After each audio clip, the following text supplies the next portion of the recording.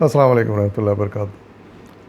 پچھلے دو ایپیسوڈز میں ہم نے پڑھا کہ کس طرح ہندوؤں نے مسلمانوں کی مخالفت اختیار کی جب مسلمانوں نے اپنے لیے ایک علیحدہ وطن کا مطالبہ کیا، اور وہ یہ چاہتے تھے کہ مسلم لیگ کو کامیاب نہ ہونے دیں اور مسلمان ہمارے تحت ہی رہیں، انگریز چلا جائے تو ہمیں حکومت دے کر جائے اور ہم جس طرح چاہیں گے پھر مسلمانوں پر حکومت کریں گے۔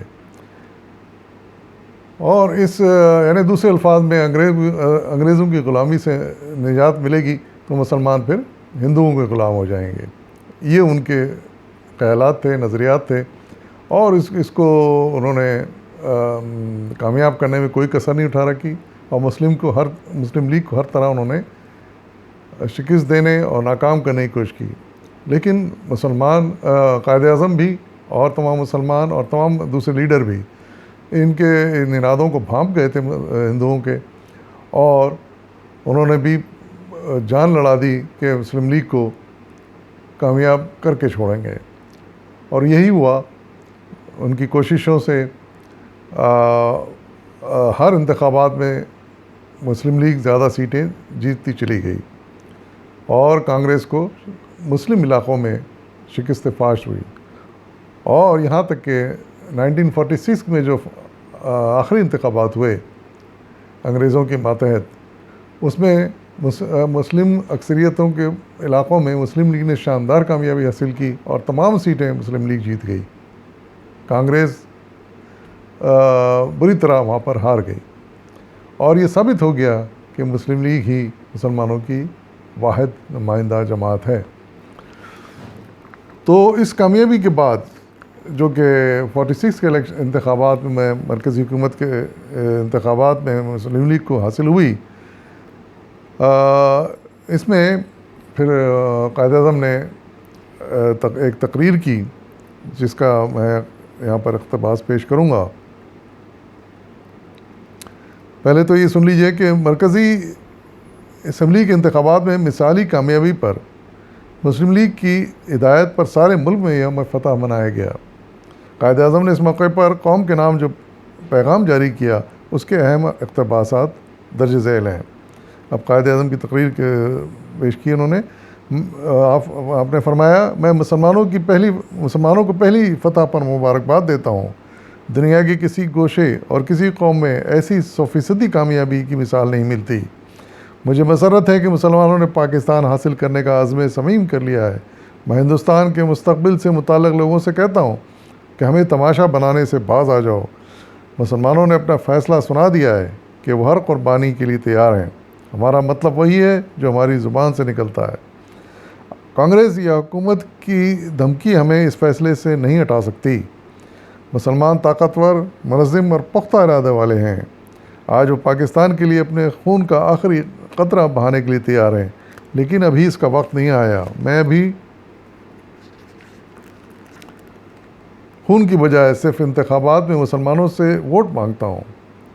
ہٹلر اور مسولینی جیسے آمر بھی، جن کے پاس لوگوں کو ڈرانے کے لیے گسٹاپو اور دہشت انگیز کیمپ تھے، ایسی کامیابی نہ حاصل کر سکے جیسی آج ہم نے کی ہے۔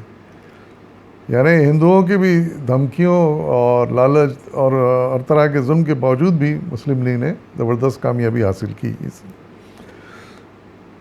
مسلم لیگ کو خان بہادروں اور نوابوں کی جماعت کہنے والے آئیں اور دیکھیں کہ اس مجموعے میں کتنے خان بہادر اور نواب ہیں۔ ہم اس برطانوی وفد سے بھی نمٹ لیں گے جو ہندوستان میں آیا ہوا ہے، اسے یہ بتا دیں گے کہ مسلمان کیا چاہتے ہیں اور انہیں اپنے مقصد کی صداقت پر کس قدر یقین و اعتماد ہے۔ یہ نئی مرکزی اسمبلی میں کے انتخابات میں کامیابی کے بعد قوم کے نام خصوصی پیغام قائد اعظم محمد علی جناح دیا تھا۔ اس سے یہ بھی اندازہ ہوتا ہے کہ مصالحانہ رویہ چھوڑ کے قائد اعظم اب حکومت سے ٹکراؤ کے لیے تیار ہو گئے تھے اور اس کے لیے مسلمانوں کو تیار کر رہے تھے۔ ہم جنگ کے لیے تیار ہیں۔ دوسری تقریر یہاں پیش کی گئی ہے۔ مسلم لیگ کونسل کے اجلاس سے انہوں نے خطاب کیا اور یہ 27 جولائی 1946 کا خطاب تھا۔ آپ نے ارشاد فرمایا کہ کابینہ وفد کی اسکیم کی روح سے کانگریس کے انکار کے بعد مسلم لیگ کو مرکز میں عارضی حکومت کے قیام کا موقع ملنا چاہیے تھا، لیکن وائس رائے لارڈ ڈیول نے کانگریس کے عزائم کے آگے سپر انداز ہو کر اپنے وعدے سے انحراف کیا اور مرکزی حکومت کی تشکیل کی تجویز ملتوی کر دیا۔ یہ ایک کھلی بے دہلی تھی۔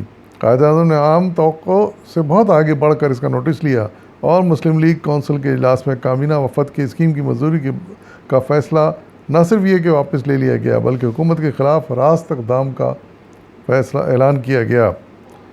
اسی اجلاس میں مسلم لیگ کے فیصلے کے مطابق حاضرین نے برطانوی خطابات اور اعزازات واپس کر دیے، یعنی انگریز دور میں جو اعزازات اور خطابات ملے تھے مسلمانوں کو تو وہ سب مسلمانوں نے واپس کر دیے، اور یہ کہا کہ ہمیں خطابات نوازشات نہیں چاہیے بلکہ ہمیں آزادی چاہیے، ایک آزاد وطن چاہیے۔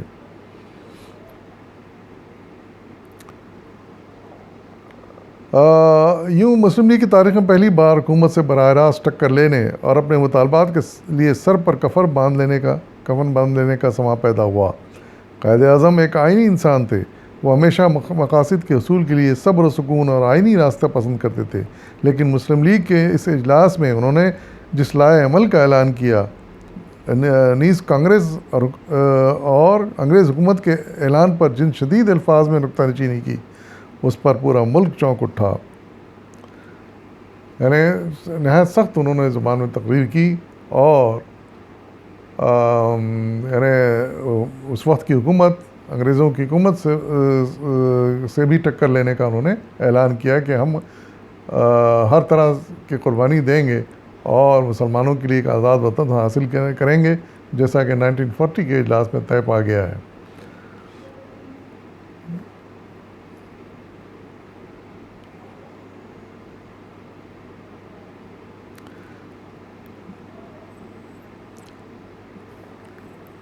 اور پھر آگے آپ نے ارشاد فرمایا کہ ہم نے یہ سب کچھ کرنے میں کبھی غلطی نہیں کی تھی، یعنی ہمیشہ ہم نے تعاون کا مثالی مظاہرہ کیا ہندوؤں کے ساتھ، کانگریس کے ساتھ۔ لیگ نے یہ رعایتیں دے کر اعلیٰ درجے کے تدبر کا ثبوت دیا۔ یہ رویہ ہم نے صرف خانہ جنگی اور خونریزی کو روکنے کے لیے اختیار کیا تھا، یعنی نرم جو رویہ اختیار کیا تھا ہم نے کسی خوف و ڈر کی وجہ سے نہیں تھا یہ اختیار کیا، بلکہ اس لیے اختیار کیا تھا کہ خانہ جنگی نہ ہو جائے، خونریزی نہ ہو جائے۔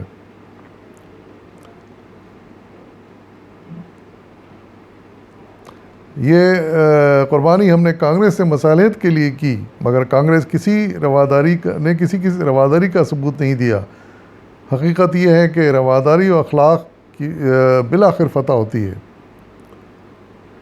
آج مسلمانوں میں کانگریس اور برطانیہ کے خلاف شدید جذبات بھڑک رہے ہیں، اس لیے یہ زہر بھی ہمارے لیے تریاق ہو گیا ہے۔ اب مصالحت کی کوئی گنجائش نہیں، ہمیں آگے بڑھنا ہے۔ وزیر ہند کہتے ہیں جناح کو مسلمانوں کی زندگی کا اجارہ دار نہیں بننا چاہیے۔ وزیر ہند کو اس طرح کی نامعقول بات کہنے کی جرات کس طرح ہوئی؟ میں پوچھتا ہوں کیا انہیں انگریزوں کی نمائندگی کا حق حاصل ہے؟ ان کی حکومت کے ساتھ صرف 60% افراد ہیں، پھر وہ پورے برطانیہ کی نمائندے کیسے ہوئے؟ ہم کسی حالت میں کسی غدار مسلمان کو برداشت نہیں کر سکتے۔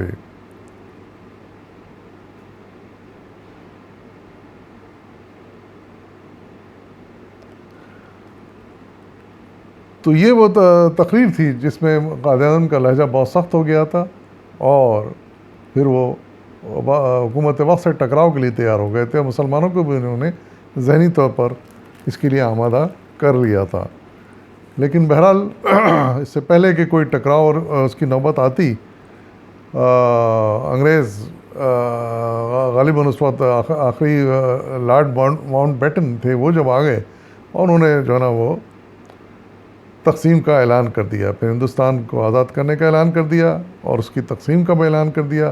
وہ بھی اس طرح کہ پہلے مسلمانوں کی آزادی ہوگی 14 اگست کو اور پھر 15 اگست کو ہندوؤں کی آزادی ہوگی، یعنی کانگریس کو۔ اور پھر جب یہ اعلان 14 اگست کو ہو گیا تو پھر قوم کے نام آپ نے ایک تہنیتی پیغام دیا قیام پاکستان پر. اس تقریر کا بھی اقتباس یہاں پر جو انہوں نے 14 اگست 1947 کو کی یہاں پر اقتباس میں پیش کرتا ہوں. مصنف نے اس طرح اس کو لکھا ہے یہاں پر. قائد اعظم نے ارشاد فرمایا: اہالیان پاکستان، میں انتہائی مسرت اور شادمانی اور قلبی احساسات کے ساتھ آج آپ کی خدمت میں تہنیت پیش کرتا ہوں. 14 اگست ہماری آزادی اور خود مختار مملکت پاکستان کے وجود میں آنے کا دن ہے. آج کا دن مسلم قوم کی سرخروئی کا دن ہے، جس نے اپنا وطن حاصل کرنے کے لیے گزشتہ کئی برسوں میں بڑی بڑی قربانیاں دی ہیں. اس انتہائی اہم ساعت میں میرا دل جنگ آزادی کے ان دلیر مجاہدوں کی یاد سے معمور ہے جنہوں نے پاکستان کو حقیقت بنانے کے لیے اپنا سب کچھ حتیٰ کہ اپنی جانیں تک قربان کر دیں. میں انہیں یقین دلاتا ہوں کہ پاکستان ہمیشہ ان کا ممنون احسان رہے گا اور ساتھیوں کو جو ہم میں نہیں ہیں ہمیشہ دل سے یاد رکھے گا. پھر آگے آپ نے ارشاد فرمایا کہ اس نئی مملکت کے قائم ہو جانے سے پاکستان کے شہریوں پر زبردست ذمہ داری عائد ہوتی ہے. انہیں یہ موقع حاصل ہوا ہے کہ دنیا کے سامنے ثابت کر دکھائیں کہ کس طرح ایک قوم جس میں مختلف عناصر شامل ہیں آپس میں مل جل کر صلح و آشتی کے ساتھ رہتی ہے اور دین و ذات کا امتیاز کیے بغیر اپنے تمام شہریوں کے لیے یکساں فلاح و بہبود کے کام کرتی ہے. آگے آپ نے ارشاد فرمایا کہ ہمارا مطمع نظر امن ہونا چاہیے، اندرون ملک بھی اور بیرون ملک بھی. ہم صلح و امن کے ساتھ رہنا چاہتے ہیں اور اپنے قریبی پڑوسیوں کے ساتھ اور ساری دنیا کے ساتھ خوشگوار اور دوستانہ تعلقات قائم رکھنا چاہتے ہیں. ہم کسی کے خلاف جارحانہ عزائم نہیں رکھتے.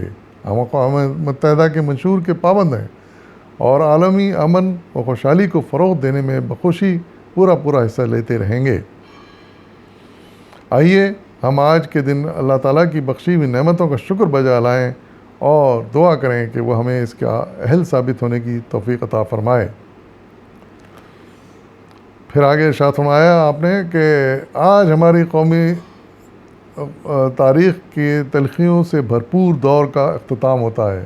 یعنی سارے 40 سالہ جدوجہد تھی ہے ایک مادر وطن کے لیے، تو جو اب جا کے تکمیل کو پہنچی تھی.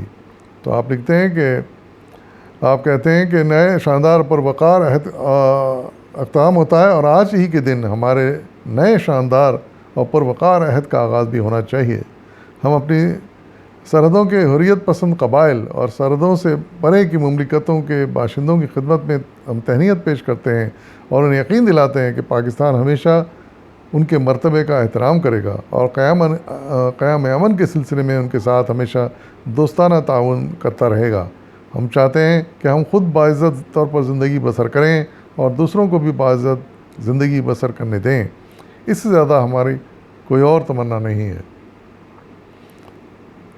آخر میں میرے عزیز ہم وطنوں، میں آپ کو بتانا چاہتا ہوں کہ پاکستان کی سرزمین عظیم وسائل سے مالا مال ہے، لیکن اسے ایسا ملک بنانے کے لیے جو مسلم قوم کے شائع نشان ہو، ہمیں اپنی تمام قوتوں کی آخری رمق تک درکار ہوگی.